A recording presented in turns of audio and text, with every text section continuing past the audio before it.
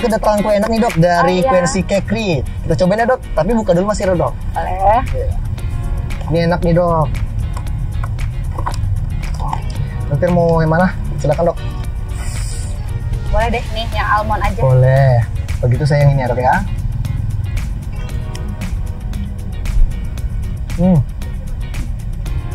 Enak dok. Browniesnya lembut. Coklatnya terasa ya dok ya. Gak hanya brownies dok, dia juga ada nih dok jual kue susnya dok. Ada yang rasa original sama ada yang rasa duriannya. Dok, kita coba dok.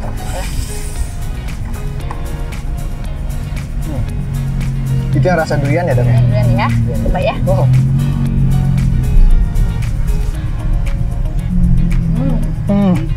Duriannya berasa banget. Berasa banget ya dok ya. Emang enak ya dok ya. Kue dari Quincy Cakery.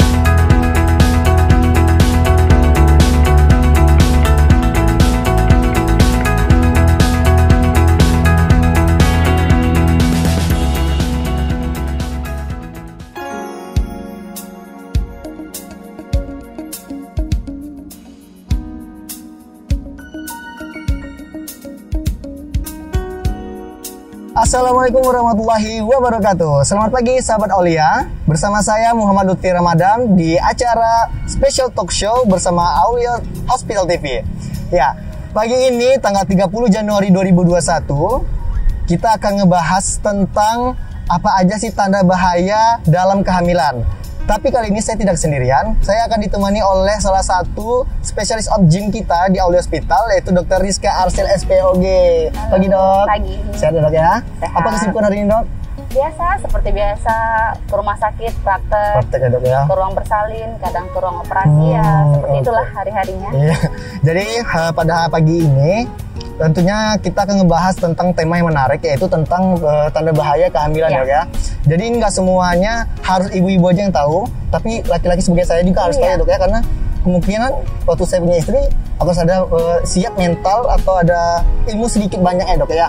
Iya mungkin dok, mungkin kita masyarakat di luar sana mau tahu nih dok, apa aja sih tanda-tanda dari bahayanya pada saat kehamilan itu dok? Oke. Nah, saat kehamilan itu kan terjadi selama kurang lebih 9 bulan ya.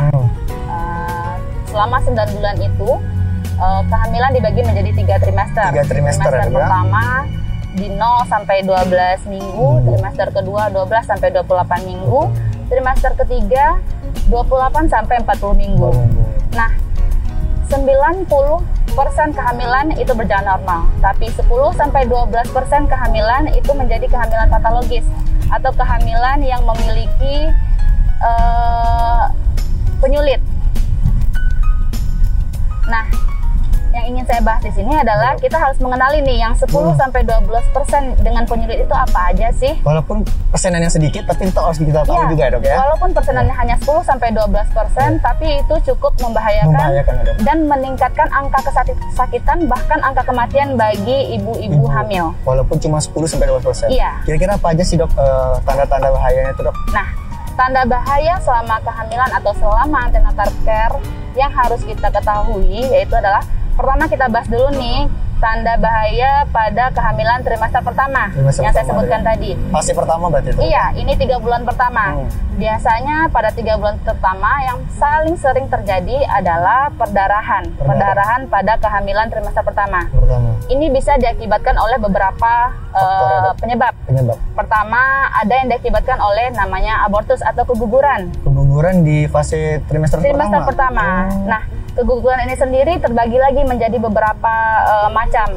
Ada yang hanya ancaman keguguran, artinya baru mengancam saja, mengeluarkan darah, tapi hasil konsepsi masih bertahan. Yang kedua, keguguran atau abortus yang sedang berlangsung, jadi sudah dalam proses terjadinya keguguran, atau keguguran yang sudah berlangsung, sebagian hasilnya sudah keluar, sebagian lagi masih tertahan di dalam rahim hasil sisa konsepsinya, atau keguguran yang sudah memang habis semua keluar. Nah, pada trimester pertama ini, selain diakibatkan oleh keguguran tadi, perdarahan pada trimester pertama juga diakibatkan oleh namanya kehamilan di luar kandungan atau KET. Mungkin Upi pernah dengar ya, ada hamil di luar kandungan? Pernah sih, Dok. Oke, pernah ya? Benar, nah, pada kehamilan di luar kandungan ini sama kayak keguguran biasa, dia akan menimbulkan gejala keluar darah dari vagina pada trimester pertama. Tapi perlu diingat, pada kehamilan di luar kandungan ada tanda bahaya lainnya, yaitu selain keluar darah, si ibu juga merasakan nyeri perut yang sangat hebat. Itu bisa jadi kita harus curiga pada KET atau kehamilan di luar kandungan. Selain nyeri perut yang sangat hebat itu, juga si ibu mengalami penurunan sel darah merah, di mana itu munculannya adalah munculan anemi, di mana si ibu akan menjadi sangat pucat karena perdarahan banyak terjadi di dalam perut. Jadi bukan hanya keluar, tapi di dalam perut itu ada perdarahan juga, Dok, ya? Justru pada kehamilan ektopik, perdarahan itu banyak terjadi di dalam perut. Bukan yang dikeluarkan. Yang dikeluarkan mungkin hanya sedikit. Tapi disitulah banyak terkecoh para ibu-ibu hamil, di mana perdarahan yang banyak terjadi di dalam perut mengakibatkan rasa sakit yang amat hebat dan penurunan HB atau sel darah merah dari si ibu, termasuk penurunan juga tekanan darah karena perdarahan banyak terjadi di dalam. Itu juga merupakan tanda bahaya yang harus dikenali oleh ibu-ibu hamil trimester pertama. Jadi tadi ada keguguran.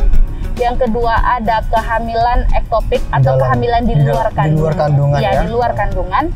Yang ketiga adalah kehamilan mola atau kehamilan anggur.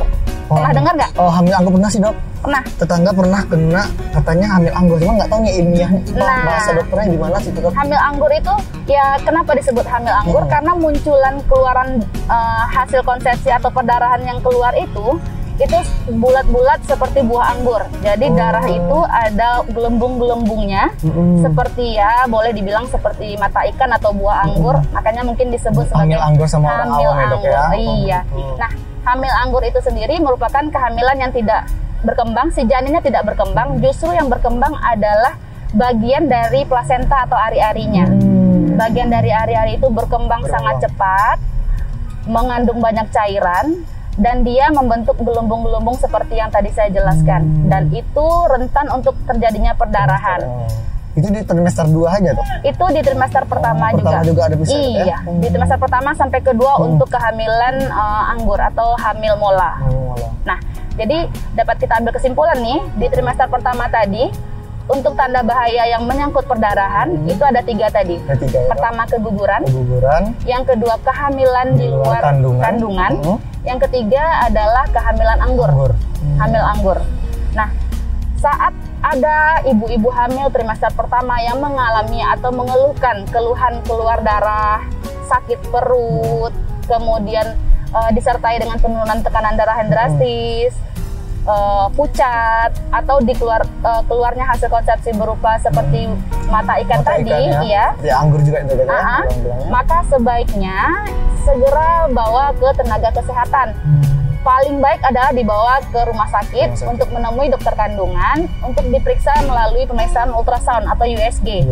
Karena kalau dari luar aja kita nggak akan tahu nih kehamilan apa sih yang terjadi pada trimester pertama yang mengakibatkan dia berdarah tadi. Maka harus dibawa ke rumah sakit, ketemu dengan SPOG-nya, maka akan dilakukan pemeriksaan fisik, pemeriksaan laboratorium, dan juga pemeriksaan USG yang paling penting. USG, Dok, ya? Iya. Itu kira-kira masih bisa nggak sih, Dok, si bayinya, atau itu memang udah nggak bisa jadi bayi lagi atau gimana, Dok? untuk ancaman keguguran atau abortus tadi, kalau itu hanya merupakan ancaman saja, belum terjadi keguguran, itu masih ada harapan. Masih di rumah sakit kita masih bisa lakukan tindakan konservatif untuk mempertahankan kehamilannya. Karena kan banyak nih dok, di luar sana orang mikir kalau udah kayak ini udah nggak sama lagi lah, jadi kayak udah pasrah aja gitu.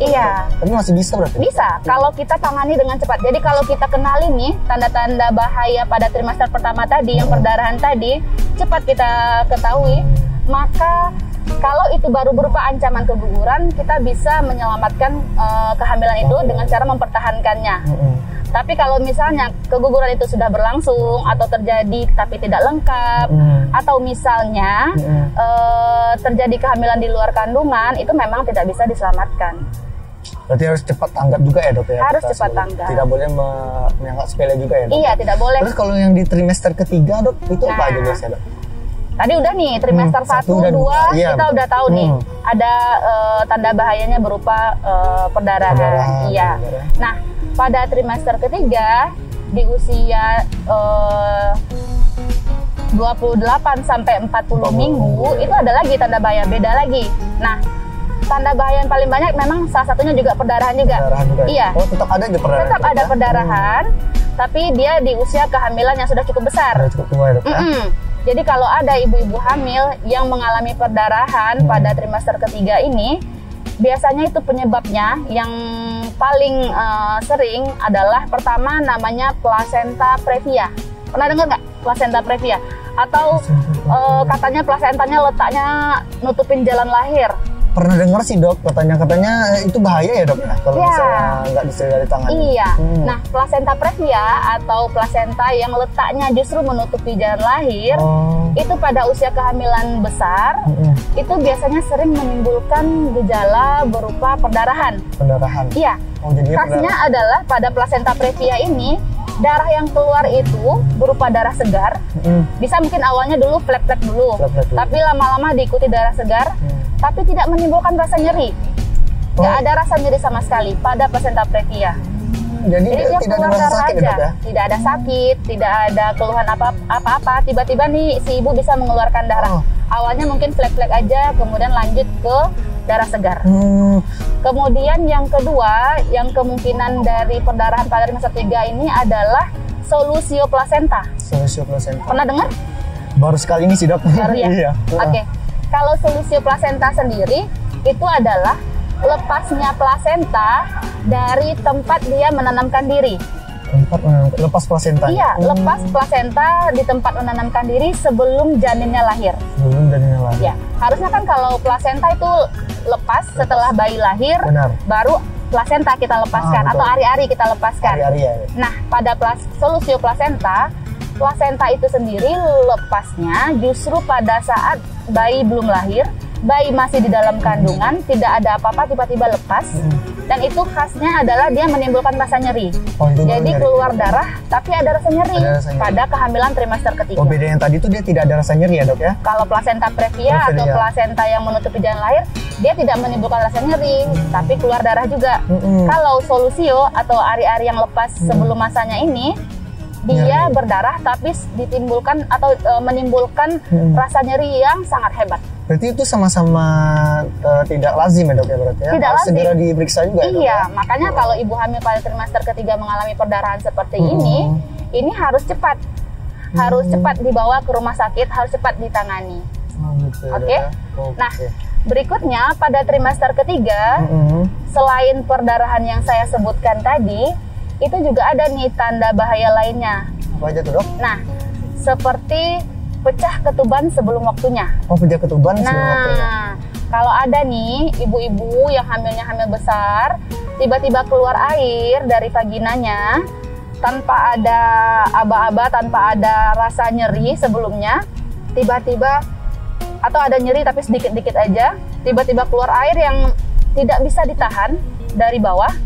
Dia tidak berbau pesing, tapi membasahi celana atau membasahi apapun yang ada kita pakai di bawah. Itu kita harus berhati-hati. Jangan-jangan itu adalah air ketuban.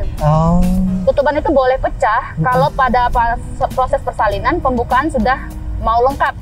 Baru pecah. Baru harusnya pecah. Gitu. Tapi kalau belum ada tanda-tanda mau melahirkan tapi sudah keluar air, kadang-kadang juga rembes-rembes aja nih, nggak banyak. Itu juga kita harus hati-hati. Jangan-jangan itu air ketuban. Lebih baik kita langsung segera memeriksanya ya, Dok? Iya, lebih baik kita segera memeriksanya. Kemudian selain tadi pecah ketuban, tanda bahaya pada trimester ketiga itu salah satunya lagi adalah adanya kejang. Kejang ya, Dok ya? Iya. Jadi kejang pada ibu hamil itu biasanya diakibatkan oleh namanya preeklamsi. Preeklamsi berat pada kehamilan, atau orang awam boleh sih kita nyebutnya katanya keracunan kehamilan. Keracunan kehamilan. Jadi tekanan darah tinggi yang diakibatkan oleh kehamilannya sendiri. Kalau normalnya tekanan darah seorang ibu hamil itu berapa ya, Dok? Normalnya pada ibu hamil tekanan darah sama kayak kita orang normal ya. 120 per 80. Nah, tapi tergantung lagi pada si ibunya, apa dia punya kecenderungan tekanan darah biasanya rendah. Maka kalau misalnya biasanya rendah saat sebelum hamil, tiba-tiba sekarang tinggi, di 130 atau di 140, itu kita harus sudah curiga, jangan-jangan dia ada ke arah preeklamsi. Preeklamsi ya, atau kejang-kejang ada. Nah, preeklamsi itu dia belum kejang nih. Belum. Dia baru tekanan darahnya tinggi. Biasanya orang dengan preeklamsi ini muncul keluhannya selain tekanan darah tinggi, dia muncul keluhan pada target organ berupa pandangannya kabur. Si ibu ini tiba-tiba pandangan kabur, tekanan darah tinggi, pandangan kabur, ada nyeri di ulu hati. Ulu hatinya nyeri ya? Nyeri di ulu hati. Kemudian atau ulu hati ini terasa teregang. Kemudian ada sakit kepala yang hebat. Nah, itu kita harus berhati-hati. Itu adalah tanda-tanda bahaya dari preeklamsi yang mungkin pada sewaktu-waktu dia bisa menjadi kejang atau eklamsi tadi. Ya. Kalau itu bahaya sekali, Dok ya? Itu bahaya sekali. Kalau sudah sampai pada fase si ibunya kejang, maka tidak hanya membahayakan pada ibu, tapi juga membahayakan kepada janin. Karena tahu sendiri kan kalau kita lagi hamil, semua aliran darah untuk janin itu berasal dari ibu. Betul. Dari ibu. Nah, tadi kan udah ada nih 3 tanda bahaya pada kehamilan trimester ketiga. Perdarahan, pecah ketuban dini, dan juga adanya kejang-kejang akibat preeklamsi atau eklamsi. Nah, yang keempat ada nih yang juga penting. Apa tuh, Dok? Gejala robekan rahim. Gejala robekan rahim. Iya. Nah, ternyata pada kehamilan itu bisa juga terjadi robekan rahim. Pada saat kehamilan, Dok? Pada saat kehamilan. Nah, ini memang terjadinya biasanya pada pasien-pasien yang punya riwayat sebelumnya operasi sesar atau melahirkan sebelumnya secara sesar, atau dia punya riwayat operasi yang menyangkut rahim. Iya, misalnya terdahulu pernah operasi miom, atau misalnya dulu pernah terjadi robekan rahim juga kemudian dijahit. Nah, pokoknya intinya terjadi pada kehamilan yang sebelumnya rahimnya tuh udah pernah dijahit, pernah luka, dijahit. Nah, paling sering terjadi pada kehamilan dengan bekas SC, bekas sesar. Bekas sesar, Dok ya. Yang kita harus kenali tandanya itu adalah si ibu biasanya akan mengeluhkan nyeri perut. Awalnya mungkin nyeri perut kontraksi biasa aja nih, tegang-tegang biasa aja. Tapi lama-lama nyeri perut ini menjadi sangat hebat. Berkelanjutan ya, Dok? Berkelanjutan dan menjadi sangat hebat dan kuat. Saat nyeri perut ini terasa sangat kuat, biasanya juga akan ada keluar sedikit darah dari bawah, dari vagina. Nah, selain keluar darah dari vagina, juga diikuti dengan tiba-tiba ibu ini mengalami penurunan tekanan darah yang sangat cepat, drastis, karena perdarahan yang terjadi di dalam tadi, karena robekan rahim tadi. Nah, biasanya pada kita perabaan, kalau kita raba nih perut si ibu tadi, kita akan merasakan bagian-bagian janin. Bisa kita teraba kepala yang keras, atau bisa teraba tangan atau kaki. Pokoknya bagian janin itu akan langsung teraba saat kita meraba perutnya. Nah, pada robekan rahim ini itu juga kita harus hati-hati. Ini sering muncul pada kehamilan trimester ketiga. Yang ya, Dok. Terus, Dok, apa sih yang harus kita lakukan jika terjadi robekan rahim ini, Dok? Nah, tapi tahan dulu, Dok. Kita kembali setelah pesan-pesan berikutnya, Dok ya. Oke.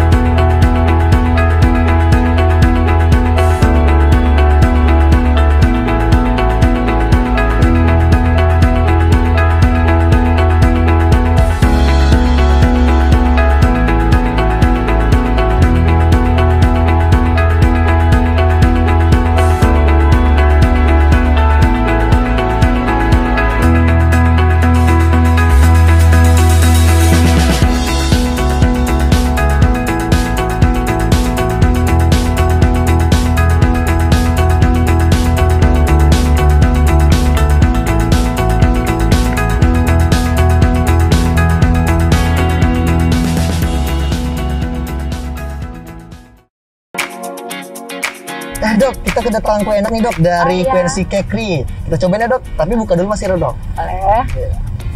Ini enak nih dok. Dokter mau yang mana? Silakan dok. Boleh deh nih yang almond aja. Boleh. Begitu saya yang ini ya dok ya.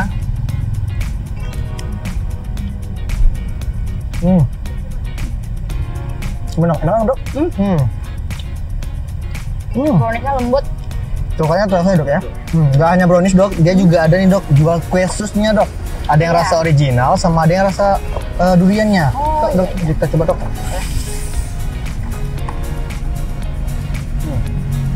Itu yang rasa durian ya dok ya. Durian ya, coba ya. Oh.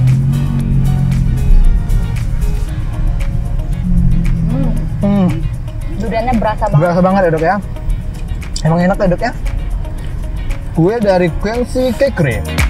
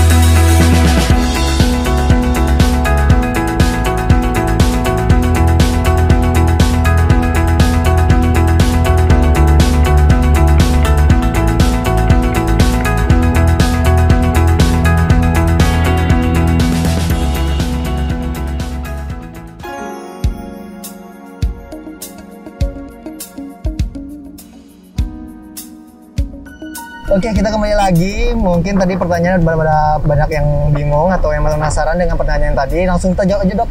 Kira-kira tadi apa sih dok yang harus kita lakukan kalau misalnya seandainya terjadi nih robekan rahim tadi dok? Oke, kalau misalnya ibu-ibu hamil yang tadi punya resiko untuk robekan rahim yang saya bilang, tiba-tiba mengalami nyeri perut hebat, disertai dengan keluar darah, kemudian tekanan darah turun. Nah, yang paling penting adalah segera akses ke tenaga kesehatan terdekat dulu. Misalnya kalau di dekat rumah ada puskesmas atau klinik atau ada tempat fasilitas kesehatan, pertama bawa ke sana dulu untuk ditangani secara primary survey dulu, penanganan pertama. Nanti setelah itu mungkin akan dirujuk ke rumah sakit terdekat yang ada dokter spesialis kandungannya. Nah, nanti kita lihat lagi nih, kalau memang terjadi robekan rahim, kita harus lakukan operasi segera. Berarti dioperasi ya dok? Ya, berapapun usia kehamilannya, kalau sudah terjadi robekan rahim, tindakan kita adalah operasi segera, Pi. Jadi nggak kita tunda-tunda lagi, kita langsung operasi. Langsung operasi. Ya, nah, kira-kira ada lagi nggak sih dok di luar tadi yang 3 tadi? Ada lagi nggak sih tanda lain yang mungkin harusnya ibu-ibu di luar sana yang tahu? Ada nih. Apa tuh dok? Jadi selain tanda bahaya yang saya sebutkan tadi, mungkin ada juga nih tanda bahaya yang mungkin menurut ibu-ibu hamil ini nggak bahaya, tapi justru sebenarnya itu sering terlupakan. Di mana pada kehamilan itu gerakan janin berkurang. Terasa berkurang. Nah, kita kan tahu nih biasanya saat kita hamil gerakan bayi biasanya gimana.